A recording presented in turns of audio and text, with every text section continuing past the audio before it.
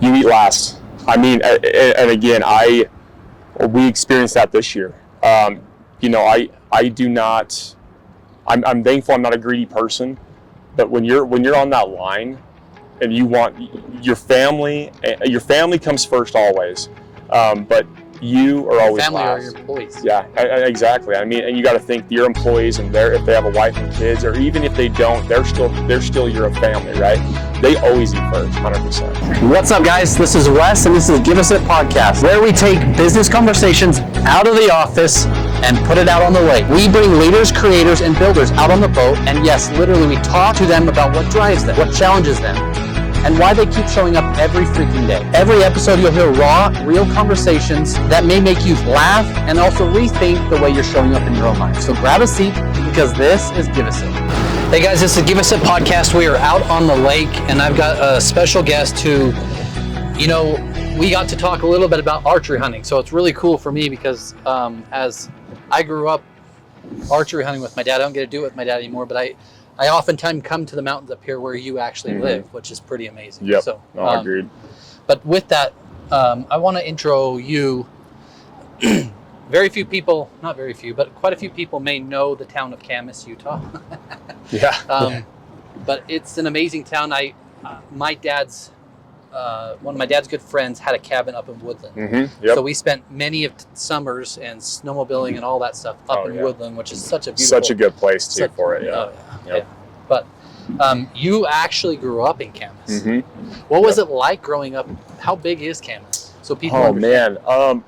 It's hard to say what it is now. I'd say the population now, I assume, still probably around 3,000 to 4,000 maybe across the whole valley.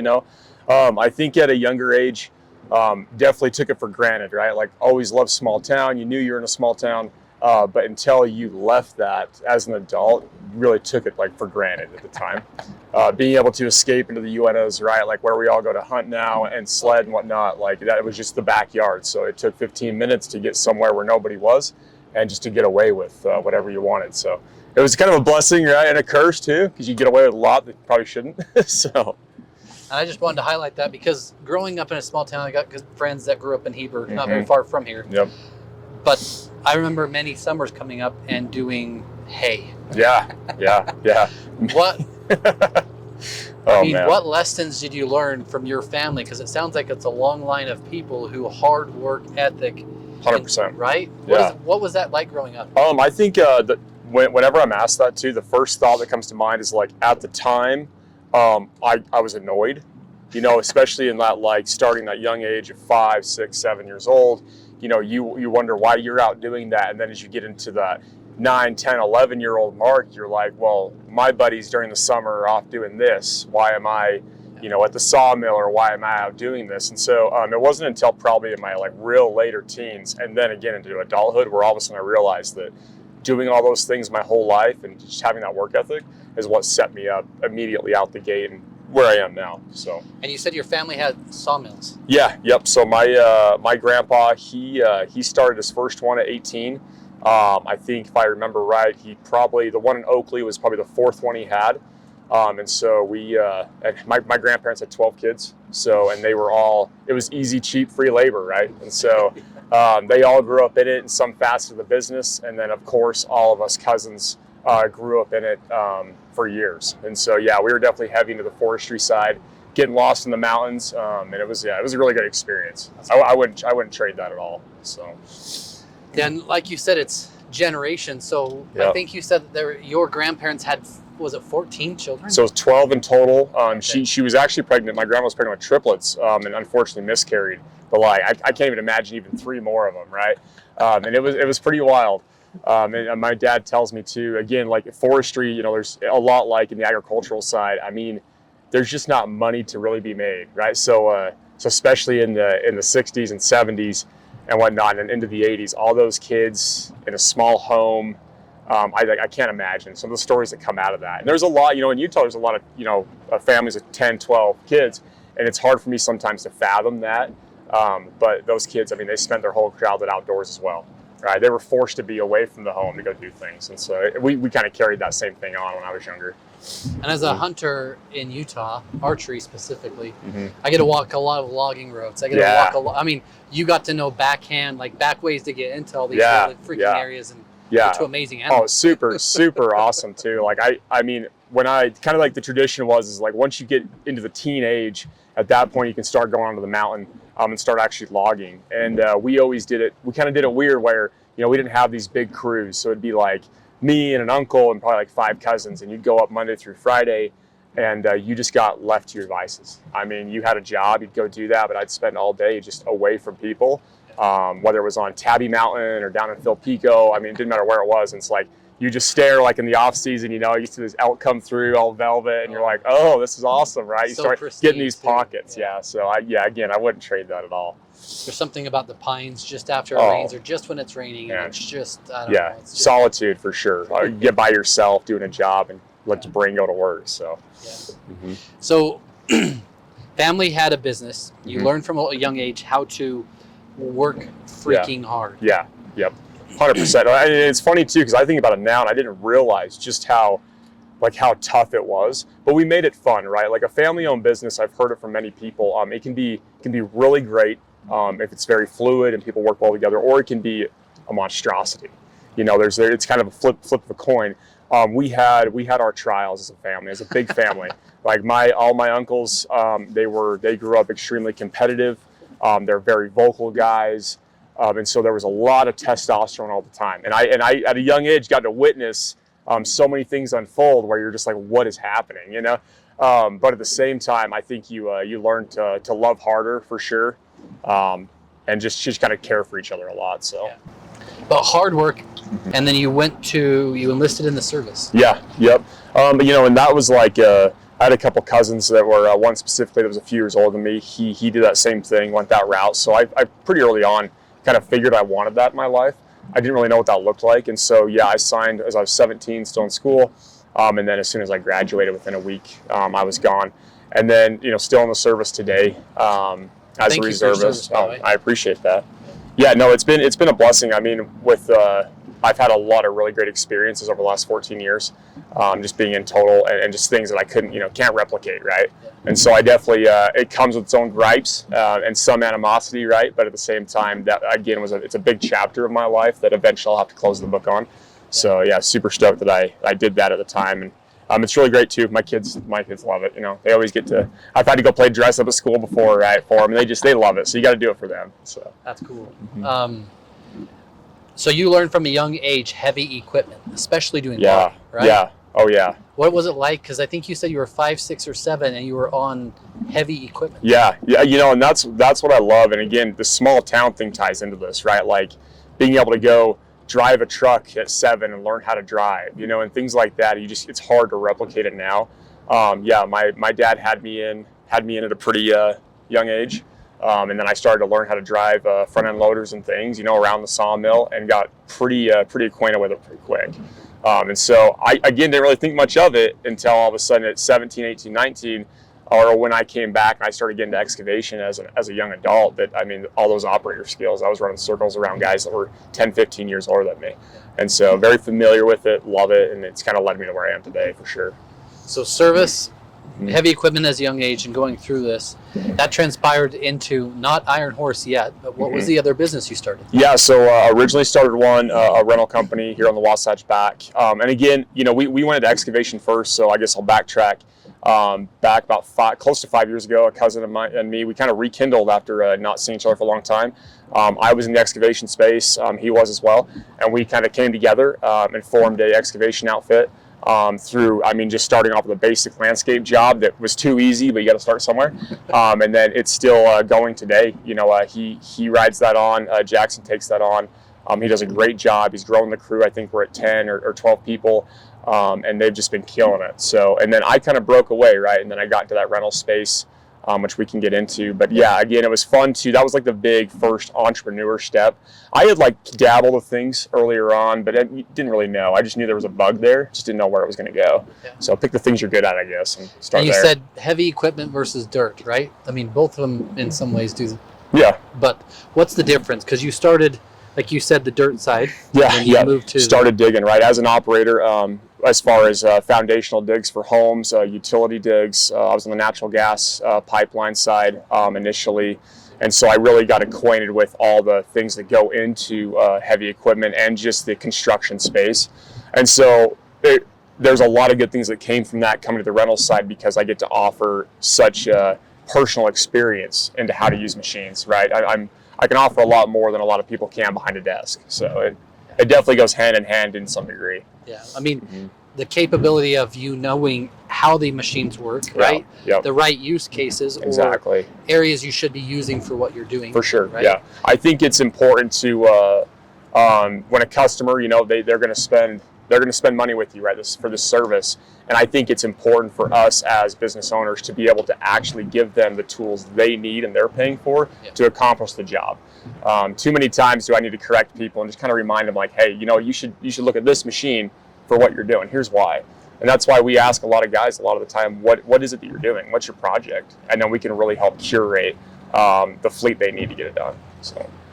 And it's pretty cool to see the blossom, because you guys started, maybe logging was so many years ago, right? Yeah. But it sounds like now there's 150, maybe 140 Yeah.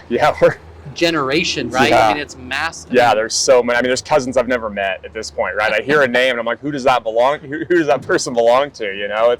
It's pretty cool. But I think we're all still at the end of it. Like, even though we kind of closed that chapter when my grandpa sold the last mill in 2017 in Oakley, that really kind of closed a chapter for our family, because it was such a focal point. But it's still fun to kind of like reconnect with that being our background. It's a very good common ground for all of us. Just so having those memories and whatnot. So other than it being in your DNA now, yeah. So the company from I think you said from 2021 or 2020 to 2023 or whatever period of time, right? Yeah. What was that company called? So Reaper Excavation and Landscape. Yep. Based in the Wasatch Back. Again, Jackson, my cousin, he's a stellar kid, does a great job. And he's a very humble kid. He's got to be 26. So he's pretty young. So it's cool to watch him just take such a hard charge on it and do it. We talk multiple times a week. It's always about like how to manage the employees, finding new, how to kind of take that next step. A lot of I kind of insert and help him and guide him and work with him. But Reaper Excavation, they're still going and they've got some big plans. So that's cool. Mm-hmm. Yeah. And then you started. I know that you were exiting and getting out of, and then you told me that it took a week for you and your wife to sleep on the name. Yeah. We had started with a partner. Had started an equipment rental company in the Wasatch Back, and that was my first involvement with the rental side. I had rented equipment over the years, so I understood the process. But as a business owner on that side, it's like just like any business, totally different. Went into that pretty early, like March 23, and then we left that in October. And again, that was learning business, right? The things I knew nothing about. And so we started Iron Horse pretty the next month. And the name, I had a list. It was ridiculous. It was like 2 pages. I was like Googling things, and then I was like, no, it's got to be like personal. I could not figure it out. And then we just kind of got it down to about 5 names. And for some reason, Iron Horse stuck. And my wife told me too, she's like, you can't jump it, like, because I'm very compulsive. She's like, just sleep on it. And it was supposed to sleep on it for 1 day, and then I waited a week. And I was like, no, we're going to send it. That's what we're doing. So no good rhyme or reason. It just kind of fits. So, yeah. That's cool. And your wife's name is Katie. Katie, yeah. Right? Mm-hmm. And you have 2 kids and one on the way. Yes. Yep. I had 2 from a previous marriage, and then this is our first one together. She's super stoked. All the emotions, right? But we're super happy. So that's coming right around the corner. That's awesome. And how important is it for your spouse to be on the same page? Oh, it's everything. I tell people this all the time, especially, I probably go a little above and beyond when I say, like, as far as what I'll do for customers, 7 days a week. And I always tell guys when they call me on a Saturday because they need something, I always tell them, like, thank goodness I have a patient wife. Like, she definitely, one of her favorite things, I think, is my entrepreneurial spirit, is just to go get it. She really likes that, so she's very supportive. She has learned the rule of thumb is that if I say I'll be home in an hour, she plans on 3 hours, right? She just has kind of accepted the fact that she knows there's kind of like a goal in sight. And so honestly, like, her support, like, I wouldn't be in this position if it wasn't for her, 100%. And so I have to remind her of that too, because you can go on not reminding those people. So yeah, she's been awesome. And I would say Sorry, babe, because I'm that same way. Yeah. My wife is the same way. I tell her I'll be home at a certain time. Yep. It's never. It's so bad. I need to be better at that because I mean, it's super important. It is. Yep. My wife gets to run a business too, so she gets to see the other side of it. And, and realize, like you said, there's goals and things. So why stay in heavy equipment? I think I thought about that, and I think since going down as a business owner now, a newer business owner, right, in the last handful of years, I'm always thinking of different things, right? Because like, how do you kind of expand your portfolio, and how do you find other sources of income, and all these different things. But like, I also believe that pick something you're good at, and I love heavy machinery. I mean, there's so much to it, and there's so much I get to learn about it, and it's something that I'm very passionate about. It's like kind of weird, right? Everybody's got a thing they nerd on, and I really do nerd on heavy equipment. Like I respect a big piece of machinery and like the process and yellow iron. Oh yes, yeah, I can't wait. Yeah. It's just like, and guys can see how I feel about it too. And to be honest with customers, a lot of times it pumps them up. They're just like, okay, you're into this, I'm into this. Let's connect. And so that's kind of my strong suit, and I think that's like the roots of it in some form or fashion. But I'm always looking at other avenues too. Like I love learning new things. Just like today, had to stand on one of these boards. I got up, guys. Yeah, got up. Took a minute. Laughing stock for a minute. Katie will be proud. Yeah, she's gonna tease me. I know she will. That's awesome. Yeah. And you said, obviously, you love it. Like you nerd out on it. Yeah. Furniture ergonomics. That is me. There's something to it, right? Yeah. And I don't. It's hard to describe what it feels like, right? But anyone that you get to talk to about heavy equipment, they feel how you actually love it. Yeah, the energy behind it, and I get a lot of people that I think that we'll begin our relationship as a customer or whatever else, and they'll see kind of what I made my knowledge base about it, and so I get a lot of questions. I get a lot of guys say, hey, I'm looking to buy a piece of machinery. What are your thoughts? And I'm like, that's my favorite question. I'm like, let's break it down, man. Like I tried to be a car salesman, but essentially like that's what it is half the time. I'm like, I'm not going to sell you this, but I'm going to tell you what to do. Like I'm going to help you get there. Bucket size, track size, this, hydraulics. Because at the end of the day, people are going to spend a lot of money, and it's like I love to see people get the best bang for their buck, 100%. So let's say someone is starting out in this field and they want to do this. How did you do it? Because it's not cheap. No, it is not cheap. It is like. In the grand scheme of things, there is some high dollar items, What's high dollar mean? I mean, a standard skid steer, which if anybody saw it would recognize it. I mean, those aren't going to be any less than $80,000. Yeah. And they only go up from there, right? If you're getting something new. Yeah. So when we're talking, and then what people forget is that may be the machine cost or maybe the car you bought or whatever it is, but these things are meant to work. And when they're meant to work, there's a lot of upkeep involved and time, and it's a huge investment. Let alone the rental. Oh my goodness. I mean, you want to talk about like people always say this thing like, treat it like a rental. And it's so like true. You stole it. Yeah, it's so true. Sometimes we have machines come back and I look at it and say, why? How did this happen? And I always I get guys ask me on social media a lot, probably at this point, at least once a month, if not a little more. Hey, I'm here in New Hampshire, wherever, and I want to start a rental company, right? And I've actually typed up a PDF at this point that I share with them, because I'm like, you know what? Like, I'll tell you, it looks cool, or like we all know, like you're gonna rent something to make money, but let me tell you all the things you need to consider, because I think you should. Let me just tell you, like, avoid this and that and whatnot. So it's pretty daunting, but to be fair, getting a machine financed, it's a lot easier than financing a car. Rates are great. And to be fair, like you can move a piece of machinery pretty quick. I think it's just all based on how you are as a business owner and how you react to clients. So that's fair, because at times we rented our boat out, right? Yeah. And you're like, man, yeah. I just hope they put the plug in. I hope they do this. I hope but I mean, when it's quote unquote not your baby, but it's your baby, right? Oh, I mean, you go buy that was the first wall right? to break down. I got first scratch. Yeah, probably. I got told from the gate, say, do not be attached. Do not take anything personal. Don't really just take everything with a grain of salt. And I really had to in the beginning. I was under a microscope when someone come back, and I had to learn real fast, like what's okay, what's acceptable. And then it went by pretty quick, and now I know, like, if something comes back, I know what I can take care of. I know it's not a big deal.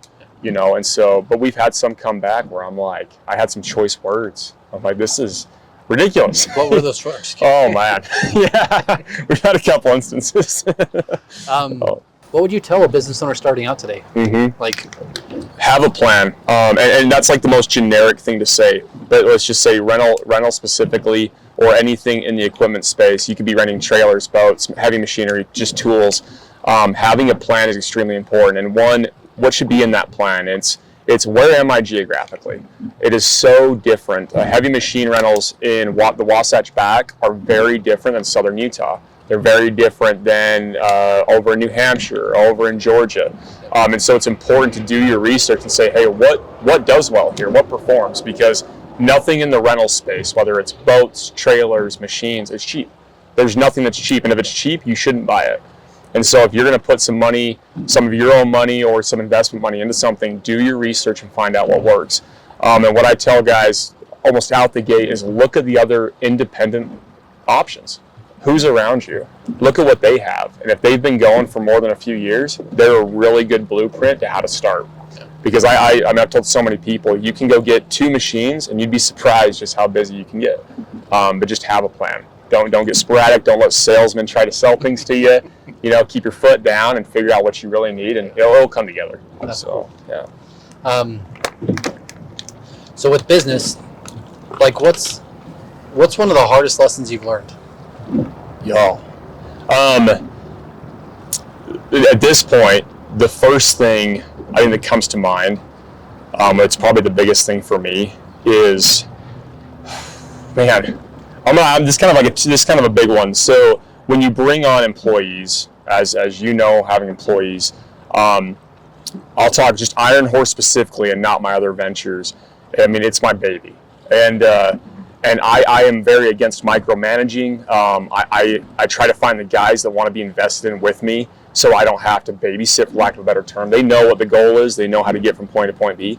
The hardest thing for me is to be able to build a team effectively where I don't have to insert myself, and that's by choice. And I think the hardest thing for me is to be able to like step back and let the team do their job. And it's been a fight, and it's nothing to do with my team. I mean, the guys I have right now, they're so invested into it. They love it. But it's me just being able to be like, you know what, I can be gone for 3 weeks and just not worry about it. And that's been my biggest struggle, especially in the last year, is dealing with that. So it's a work in progress too, you know. And I think people say as you grow and you scale a business and you get through this, you have a great team, you build a leadership team, you build levels within the business that people can help orchestrate and do.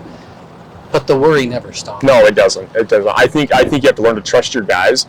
And quite frankly, as a leader as well, if your team isn't there, it's taking accountability and saying, well, you're the one responsible for building that team. So if you can't safely walk away and let your team do their job, maybe you're the problem. And you need to evaluate, okay, can I give my team the tools they need so I can walk away? And that's hard for people because we do want to be so involved, and you know, we started from scratch and you're just in the trenches. But I mean, at the same time, the business owner can be the thing holding it back. And that's, I've caught myself several times where I don't need to be around, you know? I can come sit on the boat and do a podcast. The guys know what they're doing, you know, and just be okay with it. So that's been the biggest struggle like recently, but there's a whole list of them. Yeah, that's cool. And what do you love about it? Oh man, client relations. Like, I don't know why. I've been, and I'll attribute this to my dad. He's very much this way. He is a customer dude. He's a salesman at heart. He loves to talk, and he was the reason people would come to our sawmills to find Dave, because he was good at what he does. Yeah, he's good at what he does, but he just was so friendly, and he just knew how to read people. You know, he knew. You know, if you want to be a guy that wants to sit and talk for 20 minutes, he'll sit and talk. If you don't want to be that guy, you know, he just knew how to gauge. And so I take a lot of that from him. But then I do attribute to the military giving me some valuable like communication skills. And so like when I kind of took that as like a culmination, I realized real quick that I could talk to people. And then what I loved seeing in the rental side is I can make somebody's day. I mean, if we're so personal with shit that we say, this is what you want. I come to the job and I spend 20, 30 minutes with you showing you how it works. And then all of a sudden success for the customer, you get to share that with them. And so that right there, just being a part of it and in the trenches with them is so rewarding. And my guys love it too, because they get to see these Google reviews happen and they're like, hey, that's me, they're calling out, you know? And so just that's like probably the most rewarding part of it, is just being involved with the clients.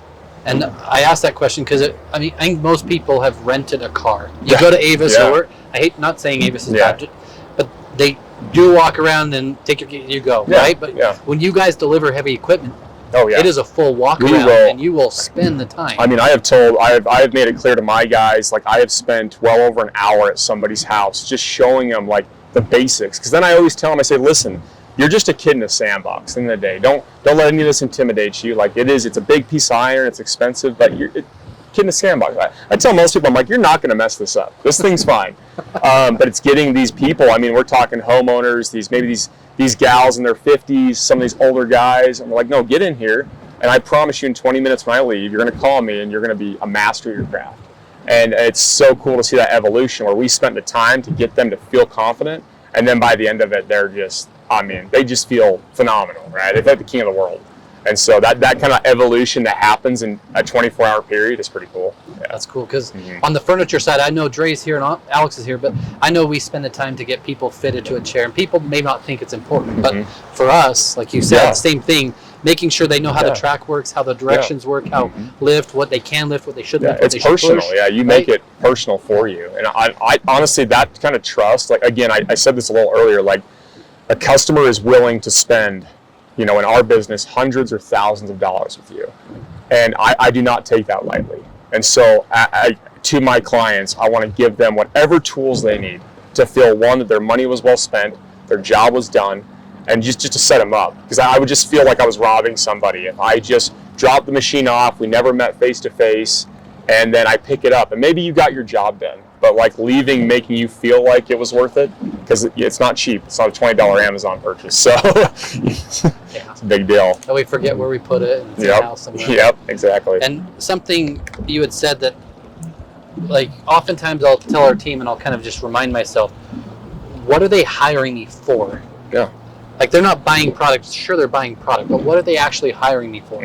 Experience, service, and that I can help provide the solution that they actually need, right? So these DIYers that come with this big plan to do all this work, and one day you're like, hey, bud, I don't think that's possible. Let's talk about realistic timelines. Yeah, that's always a fun game. I mean, you want to be their cheerleader, right? You always, but too, when you're the person that has that experience, being able to negotiate with them and say, listen, like let's break it down for you. And that's why I love being willing to do that for clients, is that I want to give them the time they deserve. And usually it helps them make more informed decisions down the road, especially with those DIYers. I mean, that's like my bread and butter, man. You know, contractors, they just want a piece of equipment. They don't really care. You know, they're just like, hey, take my money. But DIYers, they're my favorite. Homeowners, I love those guys. And I've met some really close people in the last 2.5 years just from dropping a machine off. I mean, just some of the guys I have in my phone now, I'm like, they're big dudes, you know, and it was just so cool, all over a little deal, and here we are. So it's been great. That's cool, because like I said, it's just important for people to understand when you're doing something, you want to know, you can have a plan for it, but if you don't have the expertise to do it, right, it can be a whole nother animal that you are not planning 100%, to do. Yeah, and especially when you have money on the line too, you know, any of us are, you know, when you want to spend that kind of money, you want to feel like you got your money's worth. And you don't want to be disappointed in the end. And so I think it's important for a company, especially any service-based company, to provide whatever assets the customer needs, just to feel like the decision they made was worthwhile and it was worth every penny. And why stay in Wasatch back? That's tough too. It's really hard for me to leave, just because of the area, right? You know, Heber as a whole has grown dramatically. I have my gripes about the traffic, but for me to leave to go into a bigger area, it's tough. I will say that we are not opposed to it. We have plans to definitely expand, and that's going to happen. But it's tough because the people here are still genuine. You know, if I'm taking machines up to Camas or Oakley or in my hometown, I mean, we're dealing with guys that I went to school with their grandkids, or I went to school with their kid, and I mean that personal side of it that's hard to replace. So that's a big reason why. You know, my wife loves it up here, but we do have, you know, the intention. I mean, if the next place is calling to us, we're going to go. It's not going to be in a big city at any time. So, and I asked the question just because I know it'd be amazing to live in Heber. My wife is more of a city girl, likes the beach, which is great. So I don't ever mind going to the beach. Yeah, in doses, right? In doses, yeah. But growing up in Utah and spending a decent amount of time here, going ice fishing up the Strawberry, spending time at Daniels or Thousand Peaks or wherever, like Soapstone, this whole area was crazy to watch it grow from when I was a kid. I can't imagine how you saw to now. Exactly. Talking to my dad, I mean, again, I even remember, because I'm being as young as I am, even just 10 years ago, 15 years ago, I do remember coming down into Heber and whatnot, or even Camas. I remember when we got our first red blinking light, and it was like this big deal for the town. And so, like, I'm still old enough to remember that, but even when my dad talks about Heber in the early 90s, you know, or late 80s, and it's just like, seeing it now, it's expanding quickly. Yeah. But no, it's still home for us for sure. My wife, she's born and raised in Park City, a ski bum. She doesn't want to trade that either, you know, to move down somewhere bigger. So seemed like I remember when it was just a stop sign. Yeah, right? No, and it quickly overnight has changed. Yeah. And I just wanted to highlight, because you don't just service Wasatch back. I know you're going to Evanston. I know you're going out of state. I know you're going to southern Utah, right? Yeah, the big thing with us is that, you know, it's pretty cool. We have some pretty awesome arrangements in place where I can offer equipment. I can offer some of the biggest equipment you can get. You know, it's not just what's organic to me. And so when I get customers that call me, they're on big projects in Wyoming or southern Idaho, I can offer and transport and orchestrate everything to get them literally whatever they need. And so we really expanded out to being able to say, hey, even if I don't organically own that machine, I can still get you what you need. Just tell me what you need. And it's allowed us to work with those bigger clients that they're working out of the state. And so we're kind of using that as a way to transition to that kind of multiple location. And we get guys that call us from Salt Lake that they just want to work with us. They had one time and they're like, well, I know there's 20 rental companies between you and me, but just bring me what you got because I know what I'm going to get. Yeah. So that's helped a lot. And it says a lot to who you are as a person, because if people in Salt Lake, which is 45, 50 minutes away, let alone if it's the delivery fee. I mean, it's I take it whenever that happens. I take it personal. I'm like, there's a reason he's giving us a call, and so it's really cool. And then back to like business on all of this. How we had talked about it, but I want you to highlight it. How important is it to have a circle of people? Like, what does a circle look like to you? Everything is built around the people I have around me. You know, Iron Horse wouldn't, like, it's almost hard. It's like hard to put into words too, is that, and everybody talks about like, find the people, find your people, right? Find your tribe. But I attached very quickly to people that were successful, and you know, and again, success is gauged in so many different ways. But just from how I viewed from business, they were successful in business, and so I got attracted to that. But then you find the people that have the personality that works with you, because everybody's so different. And you've probably met several people that have exited and done these things, and their personalities are all so different. And so I've tried to find those guys that I jive well with, and they're willing to talk to me. And then I just built that circle of people I can rely on. And some of these guys aren't, you know, they didn't exit at 7-8 figures or anything, but they ran a business, but it's them as a person. I'm like, I need you in my corner. And so I think everything you do as a small business owner, and if you can from the beginning, is based around your connection with other people. And then the biggest thing too is, you know, sticking to your word. I mean, there's so many guys, other small business owners that I know personally, that their intention was there, but maybe they overpromised and delivered, or maybe they couldn't keep that promise. And I tell guys, I'm like, listen, when you find your people, it's important to stay close, but never over deliver. You know, I mean, always do your best, and don't put your foot in your mouth, right? And things will work. I mean, things will always find a way to work. Yeah. But 100%, the people that support you, that's the biggest thing, and I think that's how we'll continue to grow. It's just because the guys I know. Yeah, I think it's important. I know it's important to have people in your circle. I know it's important to have not just people in your circle, but your employees. Yeah. Wholeheartedly buy into what you're doing. Yeah, right. 100%. And it says something when your team is willing to allow you to come out on a boat, right? Yeah. Spend a day here, even though they're already teasing me. I mean, they're having a fun time with it. But yeah, you know, it's like they've got it. They know what the job is. Yeah. That's great, because that comes from great leadership too. Yeah, and I think taking care of your employees is huge. You know, I talked to a great friend of mine who he lives full time in in Michigan, Michigan's is full-time, but he has a house here on the Wasatch Back. They come here every other weekend, they fly in. And him and I had a long talk. He had sold a massive company about 4 years ago, and I have really tried to spend time with this guy. And he loves having those 30, 45-minute conversations about business. But one thing he gave me early on, he told me, and it was so simple, and it made sense, was with your employees, it's important that even if they're invested into what you're doing and what they're doing for you, their spouses need to be invested too. And I didn't really think about that until like we talked further. And he said, listen, they're going home. You have them working crazy hours, sometimes on the weekend, whatever it is. But they're going home to their wives who have been sitting there waiting for them, doing the same thing your wife is doing. And then they're the ones that are going to plant the seed. If they're not on board, it can kind of spiral. And so he said, do little things. He told me, he said, go get them a gift card to a salon. And I started thinking, like, it's genius. Yeah. You know, and then when we did that, it was like the end of the world. I mean, they were just like, what? You're buying my wife a pass to this massage place? Like, I was like, simple things like that. It's just letting your employees like, hey, I appreciate everything you do because you guys are running 12, 14-hour days, you know, and I appreciate your wives. And so that was a really big thing. I'm like, man, I love little tips like that because it was tenfold was the return. So. And a good friend of ours had passed away. Was in a car accident. He's 48 and on his way home to Twill. He worked in Salt Lake every day, and this truck behind him came in literally instantly, right? Wife and daughter have no idea, but he was running this trailer shop for a good friend of mine too. Mm-hmm. And this happened, their team in Boise, the main guy quit, and then in Salt Lake, the guy, like you said, his main person, they live, I think, in Heber. Yeah. And his wife's like, I'm done with you driving every day. He's like, but I love my job. And she's like, I don't care.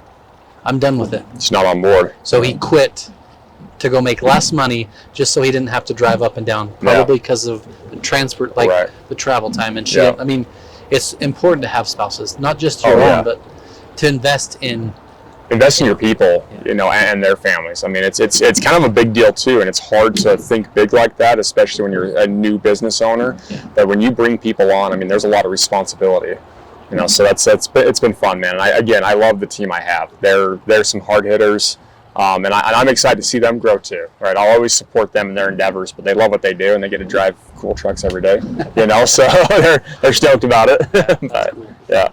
And I just want to say special thanks to Katie too. I mean, there is not a day that we don't talk about business, right? And every day. Yeah. It doesn't matter if you're on vacation. It doesn't matter where you are. Yeah. It's always like, hey, you getting a paycheck this month or not? Yeah. The bank account's low. Like, what's going on here? Seriously, and I should always do better to remind her of that. You know, we get so stuck in our day-to-day, you know, job, our routine, what we're doing. Yeah. It's really important to take even just that sentence, right? Just that thank you, because a lot of the times, I mean, that means a lot. Especially if your spouse knows that you're having, there's so much on your plate. Just taking that 2 seconds, because if that stuff builds up over time, right, and you don't have the support at home, it can spiral quickly. Yeah. So I appreciate her patience with me, you know, and letting me come boat for the day too. That's a big one. Yeah. Is there anything Iron Horse you like, a type of client you don't want? Yeah, you know, that's a fun question. It's tough. It's tough in a service-based business, and a lot of business owners are gonna really hit on this. You know, there's plenty of instances where they did the work and they didn't get paid. You know, there's a lot of those stories, and it happens all too often. It happens to us, you know, unfortunately more than it should.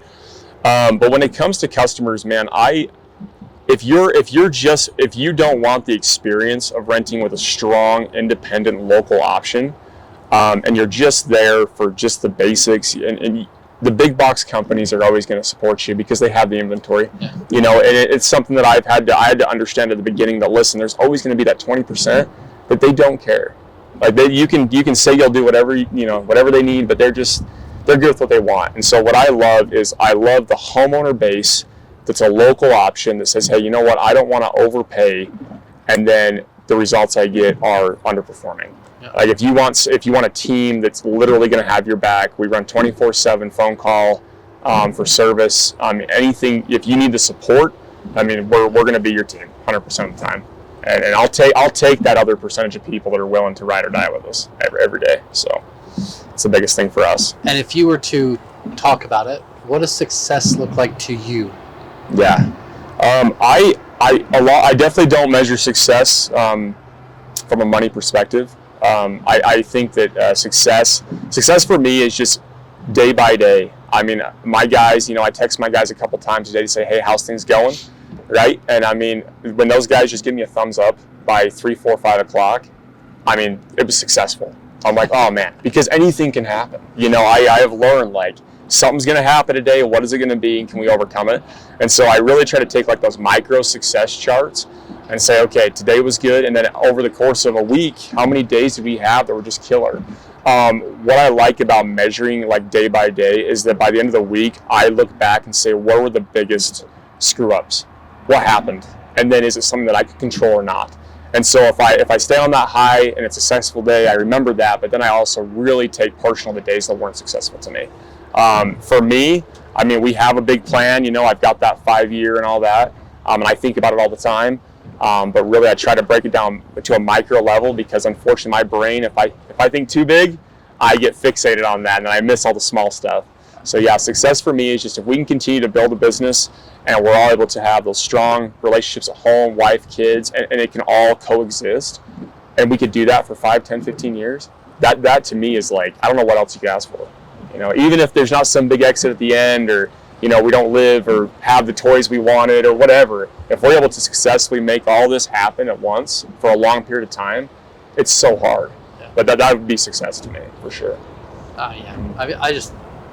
I love it because like you said, everyone has a different measure of success, whether it's impact, whether it's money, or whether it's family or whatever it is, being able to travel, whatever it is to you. Yep. It's just important to understand. Also, when you start a business, people say, I'll just go until I fail. Well, there is no, when you get married, you don't have an out plan. Yeah. No. You don't have an out plan in a business. No. It's pivot, change, or continue. 100%. Right? And you have to, right? Like, I mean, there are so many people in every business, in every industry, right? There's always going to be somebody that's going to try to maneuver and pit in front of you. There's always this competitive factor. There's always going to be somebody that's going to maybe outperform one day and you outperform the next. And it's important just to stay vigilant and just continue to go. There is no exit at the end of the day. I don't think about that. We all have Post-it notes on the wall of what would be cool to do with the business in 10 years, but it's literally day by day and just keep trucking forward. But again, the family and everybody else, as long as they're in for the ride, then you're good. And the second there's a problem there, family first and always, right? So. And before we wrap up, I just have 2 questions. First one is, someone who's at their max on the credit line, cash is tight,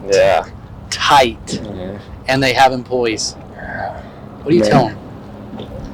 You eat last. I mean, and again, we experienced that this year. I do not. I'm thankful I'm not a greedy person, but when you're on that line, and you want your family comes first always, but you are always family last. Or your employees. Yeah, exactly. I mean, and you got to think your employees and if they have a wife and kids, or even if they don't, they're still your family, right? They always eat first, 100%.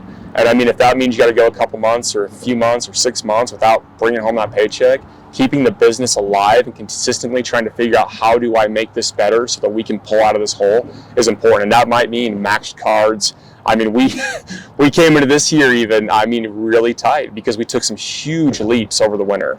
Just that risk factor. We jumped on it. And I knew that what was going to come with that was going to come the no money this month. And again, thank you to my wife for saying, you know what, it's all good. I'll take care of it. Like, I get it. But again, we knew it was going to come, and my employees, they will never go without. Yeah. So if that meant that I needed to sell some machines, for quick cash, I mean, whatever keeps my guys happy, keeps their families fed, that will always be the priority. So. And something someone told us earlier this year, so same thing, we bought the business years ago, right? But then we sold the building, and we just bought a building. Yeah. We're in the middle of the moving of the whole warehouse and everything. They said 2025 is going to be your most memorable year as a business. Like, it'll be the year that taxes you the most. And man, it's just hit. It's so funny. Yeah. I love that. So Yeah. it's just important that I want people to hear that there's real struggle. I mean, running a business is not easy. No. It's fulfilling. There's times that it is absolutely, but man, there's days that it's and you're going to struggle at 6 months in, and you're going to struggle at 10 years in. I mean, I think if somebody tells you there's no struggle at the 5-10 year mark, they don't know. Yeah. There's not a chance that's real. And so, no, 100%. I think it's just how you deal with that situation. You always put your values first, and you always put your family and your employees first. That you will pull out of it 100%. And that's like saying that there's a perfect marriage, right? I mean, everyone, you can have an amazing marriage, right? But there's still ups and there's still times that are downs. Always. It's how you do it. And you're married to your business, right? So it's the same. It's the same bowl. So, how do people get a hold of you? Yeah, we're on social media under Iron Horse Rentals. We are very active on there, and so anybody's more than happy to find us on there and reach out. Our website, all that fun stuff. And then too, I am very open to personal people reaching out to me personally for things, even if you don't rent something from me, right? I'm always an open book. And so you can find us on Instagram, Facebook, and all that on the website. And then if you want to talk to me directly, any of my guys will pass the phone off. I mean, I am available 24/7 for people, even if they just want to spitball ideas. I mean, I'm all about it. So. And I just want to say this because I think it's going to be funny. I got two things, but first is I think you lived literally right over there. Yeah, real close. Yeah, it did not take long to get here. And yet, this is the first time you've ever wake surfed. Yeah. What was the Give Us It experience like for you? Oh, it was super cool. Like I've never been on a podcast before, but like the typical traditional way of doing a podcast, right? In a room, usually an awesome backdrop, whatever it is. I'm sure it's always a great space, but like taking it out here and then obviously getting in the water first, breaking it up, meeting people, and then getting into this. It's super cool, right? Just being outside, it changes it up quite a bit. Yeah. And so like I love the kind of the niche market on that, right? And like just the change up. And I'd love to see kind of what else you guys can come up with. So, well, great. Maybe we can collaborate too. Let's do it. So, if you were to pick one thing, just one, and you can't pick more than one, what's your favorite activity in those mountains right back there? Oh man. I think it would be hard to beat hunting in those mountains. Go on hunt. Whether it's the dead of the archery hunt or whatever it is. I mean, that is some of the best time of the year to be lost in these mountains. Oh, yeah. And some of my best experiences in the mountains have been during the hunt season. Yeah. So, I mean, there's some close seconds, but like that's one that I've, most of my life have been able to always kind of come back to, and it creates some of the best fireside stories, comes from the hunting season. So, and it's just the backyard. We could talk for years about that, it seems like, right? So I'd have to go with that one, yeah. I just want to say thanks from Give Us It Podcast. Thanks for me, and thanks for spending the time. Of course, I appreciate it. And guys, Iron Horse, if you have heavy duty equipment and you need something done, reach out to him. I promise their team will not let you down. Guys, this is Give Us It Podcast with Wes. Thank you.